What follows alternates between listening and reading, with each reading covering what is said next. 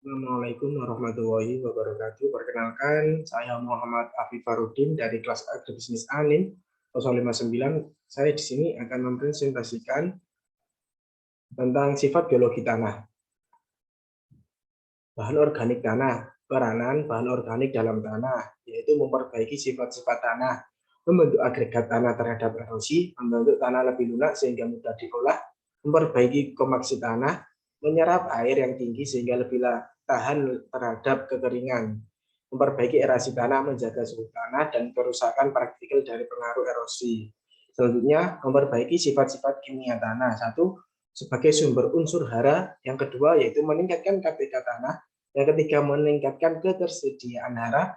Empat, memacu pertumbuhan tanaman. Yang kelima, menurunkan pH tanah. Yang keenam, menetralisir dampak merugikan dalam pencemaran.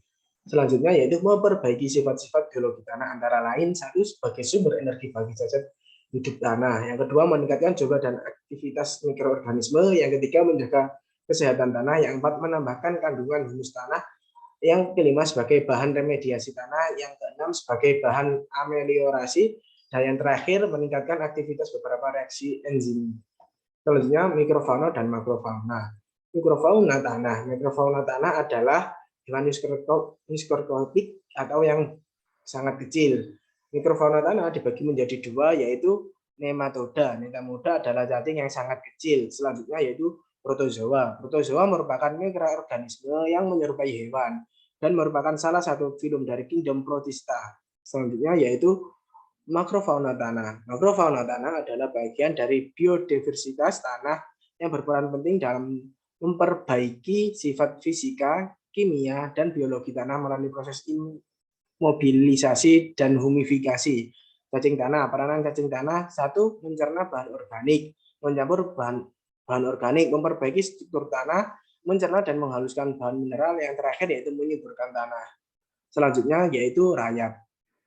Peranan rayap tersendiri yaitu ketersediaan hara, selanjutnya deskomposer selulosa kayu, yang terakhir yaitu penyediaan makanan bagi organisme lain. Sedangkan binatang semut dan kumbang yaitu menetralokasikan dan pencerna bahan organik.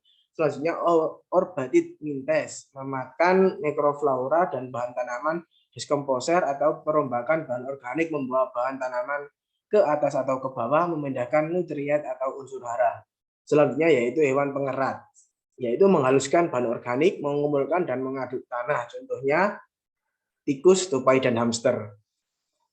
Selanjutnya yaitu bakteri tanah. Bakteri tanah terdiri dari beberapa jenis, yaitu bakteri aerob, bakteri anaerob, dan yang terakhir Actinomycetes.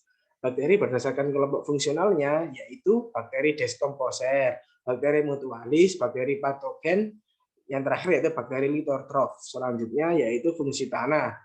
Satu, fungsi tanah tersendiri yaitu tersusun dari filamen panjang, hifa tunggal, memanjang, dan berkelompok. Selanjutnya dinding sel tersusun dari chitin dan glucuan. Selanjutnya reproduksi seksual, spora dari fungsi dua nukleus, dan yang terakhir yaitu produksi aseksual, spora tidak dari nukleus. Yang terakhir yaitu biologi tanah. Biologi tanah adalah studi tentang komponen hidup dalam tanah meliputi bakteri, jamur Actinomycetes, ganggang, dan fauna lainnya yang memiliki keterkaitan dengan proses fisika dan kimia tanah. Perbedaan pH, kelembapan, ukuran pori akan berpengaruh terhadap bentuk kehidupan organisme tanah. Aktivitas organisme tanah dipengaruhi oleh iklim, yaitu curah hujan, suhu, dan kelembapan. Yang kedua tanah, pH, porositas, dan teksitas. Selanjutnya yaitu vegetasi. Vegetasi antara lain hutan dan padang rumput. Sekian, wassalamualaikum warahmatullahi wabarakatuh.